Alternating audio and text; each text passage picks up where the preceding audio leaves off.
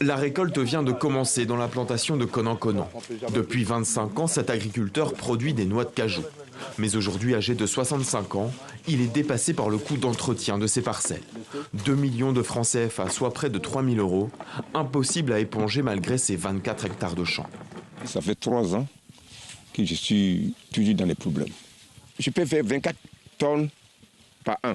Quand je fais les calculs, je ne peux pas me rattraper.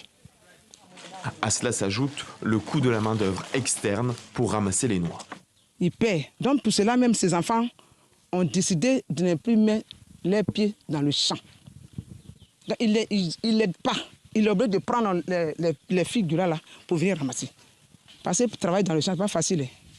Il y a des serpents, des scorpions. L'histoire de la noix de cajou en Côte d'Ivoire avait pourtant bien commencé.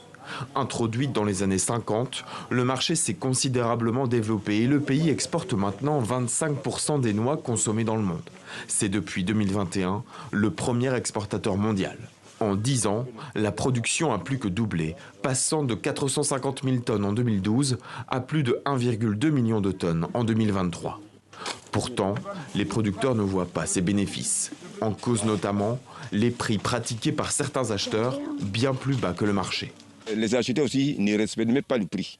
Si on dit un prix, que l'État dit un prix là, s'il ne veut pas payer ça, et même là, l'État là, n'a qu'à envoyer des gens pour venir nous aider, pour venir payer le vrai prix. Lorsque les noix sont cueillies, elles sont séchées, mais le fruit, lui, est abandonné. Alors pour contourner des tarifs agressifs, cet homme a peut-être trouvé une solution.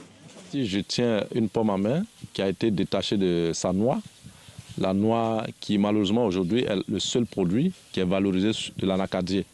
Par contre, la pomme que je tiens, elle renferme beaucoup d'aliments nutritionnels. C'est consommable, c'est un produit bio.